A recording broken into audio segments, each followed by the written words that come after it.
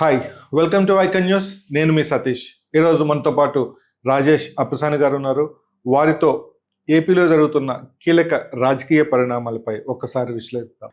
రాజేష్ గారు, నిన్న ఈవినింగ్ చూసే ఉంటారు, మన రామ్ గోపాల్ వర్మ ప్రెస్ మీట్ పెట్టి, అంటే ఎంతకాలం తప్పించుకొని తిరుగుతున్నాడు అనుకుంటున్న నేపథ్యంలో కోర్టు తీర్పు సోమవారం వరకు అరెస్ట్ చేయొద్దు అన్న కోర్టు తీర్పు ఇచ్చడంతో నిన్న ఈ సాయంత్రం ప్రెస్ మీట్ పెట్టేసి సంవత్సరం క్రితం ఎప్పుడో నేను పోస్ట్ చేసిన పోస్టులకు అసలు నేను చేశానో లేదో నాకు గుర్తులేదు, అయినా సంవత్సరం క్రితం నేను ఎవరి మీదో చేసిన పోస్టులకి ఇంకెవరి మనోభావాలో దెబ్బతిన్నాయి, వాళ్ళు ఇప్పుడు కేసు పెట్టడం ఏంటి అన్న విధంగా, అంటే ఆ నిర్లక్ష్యం అనుకోవాలా, చట్టం మీద గౌరవం లేకపోవడం అనుకోవాలా, లేదంటే పోలీసులన్నా కానీ సమాజం అంటే ముఖ్యంగా విచ్చలవిడితనం ఎందు, అంటే ఎలా అర్థం చేసుకోవాలి రామ్ గోపాల్ వర్మని? రామ్ గోపాల్ వర్మ మొదటి నుంచి కూడా నాకు సామాజిక బాధ్యత లేదు, నేను తీసే సినిమాల వల్ల సమాజంలో ఏదైనా దుష్పరిణామాలు ఎదురవుతాయని అని అంటే దాని పట్ల బాధ్యతగా వ్యవహరించాల్సిన సంఘ సంస్కర్తని నేను కాదు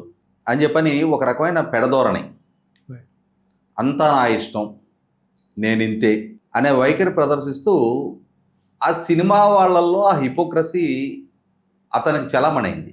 అంటే గ్రాడ్యువల్గా హిపోక్రసీ మొత్తాన్ని తీసుకొచ్చి రాజకీయాల మీద కూడా రుద్దటం మొదలుపెట్టాడు.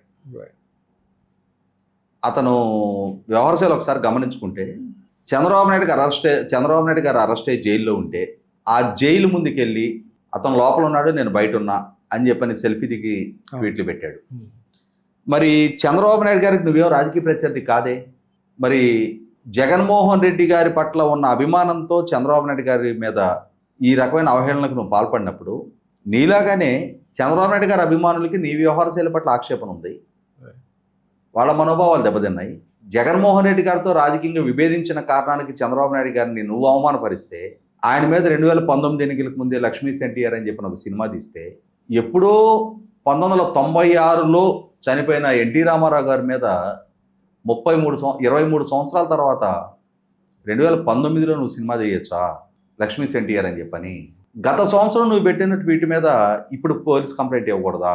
ఎప్పుడో 2005 జనవరిలో చనిపోయిన పరిటాల రవి గారి నేపథ్యంతో రక్త చరిత్ర అని చెప్పని నువ్వు సినిమా తీయొచ్చా?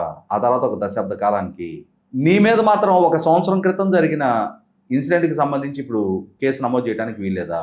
అసలు సోషల్ మీడియాలో పెట్టే పోస్టులు నా వ్యక్తిగతం, అది దాని మీద కేసులు నమోదు చేయడానికే వీల్లేదా? అసలు సోషల్ మీడియాని కంట్రోల్ చేయాలని ప్రయత్నించడం కూడా చాలా తప్పు, అది ఎవరి వల్ల కాదు అనే విధంగా మాట్లాడుతున్నారు కదా. ఇక్కడ రామ్ గోపాల్ వర్మ ఏం చెప్తున్నాడు అని అంటే, రాజ్యాంగంలోని ఆర్టికల్ 19(1)A ప్రకారం భావ ప్రకటన స్వేచ్ఛ గురించి ప్రస్తావిస్తున్నాడు. రైట్, ఈ ఆర్టికల్ని మెన్షన్ చేసి మాట్లాడుతున్నాడు. చంద్రబాబు నాయుడు గారు రాజకీయ విధానాల పట్ల రామ్ గోపాల్ వర్మకు ఆక్షేపణ ఉంటే, చంద్రబాబు నాయుడు గారు ప్రభుత్వ పరంగా తీసుకుంటున్న నిర్ణయాల పట్ల రామ్ గోపాల్ వర్మకి ఏదైనా విభేదించి ఉంటే వాటి గురించి ప్రస్తావిస్తే, ఆ ప్రస్తావన పట్ల ఎవరికైనా ఇది మాకు అభ్యంతరకరం అని చెప్పని కేసు నమోదు చేస్తే దాన్ని మనం 100% అది ఫ్రీడమ్ ఆఫ్ ఎక్స్ప్రెషన్ కింద పరిగణలోకి తీసుకుంటాం. కానీ ఇక్కడ జరిగిందేంటి? ఫ్రీడమ్ ఆఫ్ ఎక్స్ప్రెషన్ అంటే వ్యక్తిత్వహనం కాదు, ఇతను మార్ఫింగ్ సంస్కృతిని పెంచి పోషించాడు. జగన్మోహన్ రెడ్డి గారి వ్యక్తిత్వానికి ఎలివేషన్ ఇస్తూ ఒక సినిమా తీసి, ఆయనకి రాజకీయ ప్రత్యర్థులైన చంద్రబాబు నాయుడు గారిని, పవన్ కళ్యాణ్ గారిని, నారా లోకేష్ని కించపరుస్తూ పశువుల తలలకి వీళ్ళ తలలు మార్ఫింగ్ చేసి పోస్టర్ రిలీజ్ చేశాడు. అది భావ ప్రకటన స్వేచ్ఛగా ఏ విధంగా పరిగణలోకి తీసుకోవాలి? 3 మహిళల శరీరాలకి వీళ్ళ తలలు మార్ఫింగ్ చేశాడు, దాన్ని ఏ విధంగా భావ ప్రకటన స్వేచ్ఛగా పరిగణలోకి తీసుకుంటారు? పవన్ కళ్యాణ్ గారిని చంద్రబాబు నాయుడు గారికి దత్తపుత్రుడు అని చెప్పని జగన్మోహన్ రెడ్డి అంటున్నాడు కాబట్టి, ఆ జగన్మోహన్ రెడ్డి అజెండాలో భాగంగా పవన్ కళ్యాణ్ గారిని ఒక చిన్న పిల్లవాడి శరీరానికి ఆయన తల మార్ఫింగ్ చేసి చంద్రబాబు నాయుడు గారు సంఖకి ఎత్తుకున్నట్టుగా చూపించావు. అంటే ఒక మార్ఫింగ్ సంస్కృతిని పెంచి పోషించావు. ఇది భావ ప్రకటన స్వేచ్ఛ కిందకి రాదు. సినిమా మేకర్గా నీ క్రియేటివిటీకి కూడా సెన్సార్ నిబంధనలు ఉన్నాయి. నేను మూవీ మేకర్ని, నాకు భావ ప్రకటన స్వేచ్ఛ ఉంది అని చెప్పని ఏ చెత్త అయినా తీస్తే ఆ చెత్తని ప్రజలకు ప్రదర్శనార్హం కాకుండా ఉంచడం కోసమే సెన్సార్ వ్యవస్థ ఉంది. అలాగే సోషల్ మీడియా అనేది ఏం విశృంఖలత్వానికి వేదిక కాదు. సోషల్ మీడియా వేదికగా నీ భావ ప్రకటన స్వేచ్ఛను గౌరవిస్తారు. అంతేగాని భావ ప్రకటన స్వేచ్ఛ ముసుగులో ఇంకెవరో రాజకీయ ఎజెండా అమలుపరచడం కోసం వారి ప్రత్యర్థుల్ని నువ్వు కించపరిచే వ్యక్తిత్వానికి పాల్పడే పోస్టులు పెడితే ఖచ్చితంగా చట్టపరంగా ఎదురుగాబోయే కాన్సిక్వెన్సెస్ కూడా నువ్వే బాధ్యుడివి. కాబట్టి వాళ్ళ ఎంత సమర్థించుకునే ప్రయత్నం చేసినా అతను చక్కదిద్దుకోలేని తప్పులు చేశాడు. అతను స్వయంగా వ్యూహం సినిమా సభలో జగన్మోహన్ రెడ్డి గారికి అనుకూలంగాను ఈ ముగ్గురు నాయకులకు వ్యతిరేకంగాను రాజకీయ ప్రసంగాలు చేశాడు. అతను ఒక ఫక్తు రాజకీయవాదిగా వ్యవహరించాడు. ఒక మూవీ మేకర్ కన్నా కూడా రాజకీయంగా వీళ్ళతో విభేదించే వ్యవహరించాడు. నువ్వు రాజకీయంగా విభేదించి రాజకీయ ప్రసంగాలు చేసినప్పుడు 100% నీతో కూడా ఆ రాజకీయ పార్టీలకు సంబంధించిన కార్యకర్తలు కూడా నిన్ను డీల్ చేస్తారు. ఇవాళ కార్యకర్తలకు ఏం హక్కు ఉంది, వాళ్ళెవరో మనోభావాలు దెబ్బతిన్నాయి అని అంటారని మాట్లాడుతున్నావు. పరిటాల రవి గారి చరిత్ర గురించి, వంగవీటి రంగా గారి చరిత్ర గురించి, ఎన్టీ రామారావు గారి లక్ష్మీపార్వతి గురించి సినిమాలు తీసే స్వేచ్ఛ నీకుంది అనుకున్నప్పుడు నీ గురించి మాట్లాడే హక్కు కూడా ఆ కార్యకర్తలకు కూడా ఉంటుంది. కాబట్టి ఇక్కడ అతనికి తాను చేసింది తప్పు అనే గిల్టీనెస్ ఉంది. అయినా సరే కింద పడ్డా పైచే నాది అని చెప్పనే మేకపోతు గాంభీర్యాన్ని ప్రదర్శిస్తా ఉన్నాడు. 100% రేపటి రోజున ఇప్పుడు అతనికి దక్కింది తాత్కాలిక ఉపశమనం మాత్రమే, సోమవారం వరకు మాత్రమే. కాబట్టి ఇవాళ ఏదో అతనికి స్వేచ్ఛా స్వాతంత్రాలు దొరికినట్టు ఈ రోజు నుంచి అతను ఏం మాట్లాడినా చలామణి అవుద్ది అన్నట్టుగా ఆ బాడీ లాంగ్వేజ్ అది అంటే ఒక ఫ్రస్ట్రేషన్ లో అయితే కనిపించాడు. ఒక ఆర్కెస్ట్రేటెడ్ డ్రామా నడిపించే ప్రయత్నం చేస్తున్నాడు.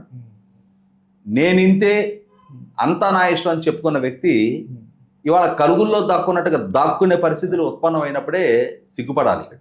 నేను నా డెన్లోనే ఉన్నా, ఉండు ఎన్నాళ్ళు ఉంటావు? ఆ డెన్లో నుంచి కూడా జుట్టుపట్టుకు లాక్కొచ్చే సందర్భాలు వస్తాయి. నువ్వు అనుకున్నది నువ్వు చేయడం నీకు చేతైనప్పుడు ఖచ్చితంగా అది చట్ట వ్యతిరేకమైంది అన్నప్పుడు దాన్ని చట్టపరంగా డీల్ చేసే స్వేచ్ఛ హక్కు కూడా మిగిలిన పౌర సమాజానికి కూడా ఉంటుంది. కాబట్టి అన్ని హక్కులు నీకే ఉండవు మిస్టర్ రామ్ గోపాల్ వర్మ. ఖచ్చితంగా పౌర సమాజానికి కూడా కొన్ని హక్కులు ఉంటాయి. అంటే తను చెప్పిన దాని ప్రకారం చూస్తే గతంలో హైకోర్టు చీఫ్ జస్టిస్, హైకోర్టు ఇచ్చిన తీర్పుల మీద వైసీపీ వాళ్ళు కొంత నెగిటివ్ కామెంట్స్ పెడితే వాళ్ళ మీద సిబిఐ కేసులు పెట్టమని ఆదేశించింది. మరి అట్లాంటప్పుడు ఆ సిబిఐ కోర్టులో ఆ సిబిఐ కేసులు కూడా నమోదు కాకూడదు కదా ఇతను చెప్తున్న లాజిక్ ప్రకారం? అది కూడా వాళ్ళ భావ ప్రకటన స్వేచ్ఛ అనుకోవచ్చు కదా. ఇప్పుడు వ్యక్తిత్వ హననం వేరు, భావ ప్రకటన స్వేచ్ఛ వేరు. మనం ముందే చర్చించుకుంది అది. ఎగ్జాక్ట్లీ. రాజకీయ అభిప్రాయాలు వ్యక్తం చేయటం వేరు, రాజకీయంగా విభేదించటం వేరు, రాజకీయంగా వాళ్ళ తప్పుల గురించి ప్రస్తావించటం వేరు, వాళ్ళ వ్యక్తిత్వ హననానికి బాడీ షేమింగ్కి పాల్పడటం వేరు. ఇక్కడ జరిగింది బాడీ షేమింగ్కి పాల్పడటం. 100% ఆక్షేపణీయమైన చర్యలకు అతను పాల్పడ్డాడు. ఖచ్చితంగా చట్టం ముందు శిక్షార్హమైన నేరానికి అతను పాల్పడ్డాడు. 70 లక్షల కార్యకర్తల బలం ఉన్న ఒక రాజకీయ పార్టీ అధినేత వ్యక్తిత్వ హననానికి పాల్పడ్డాడు. ఎస్, ఆ 70 లక్షల మందిలో ఎవరి మనోభావాలు దెబ్బతిన్నా వాళ్ళు పోలీస్ స్టేషన్కి వెళ్ళి కంప్లైంట్ ఇచ్చే హక్కు ఉంది, వాళ్ళు న్యాయస్థానం తలుపు తట్టే హక్కు ఉంది. పౌరుడిగా నీ హక్కుల గురించి నీకెంత గుర్తున్నాయో ఎదుటి వాళ్ళకు కూడా అదే హక్కులు అదే రాజ్యాంగం ప్రసాదించింది అనేది గుర్తుంచుకొని తీరాలి మిస్టర్ రామ్ గోపాల్ వర్మ. అసలు నాకు ఆశ్చర్యం ఏంటంటే అసలు నేను పోస్ట్ చేశానని కూడా నాకు తెలియదు. అంటే తాగి ఏది పడితే చేయొచ్చు అనుకుంటే తప్పించుకోలేరు చట్టాన్ని నుంచి. ఇది రామ్ గోపాల్ వర్మతో పాటుగా అలాంటి ఎందరో వ్యక్తులకు చట్టం ఒక హితబోధ చేయాలి, చట్టం శిక్షించి ఇంకొకరికి మార్గదర్శిగా నిలవాలి, ఇలాంటి తప్పులు చేయకూడదనే విధంగా వాళ్ళకి తెలియజెప్పాలి. సో చూసారు కదా రాజేష్ అప్సాని గారితో ఈరోజు విశ్లేషణ కార్యక్రమం. మరోసారి మరో అతిథితో మళ్ళీ కలుద్దాం. అంతవరకు సెలవు.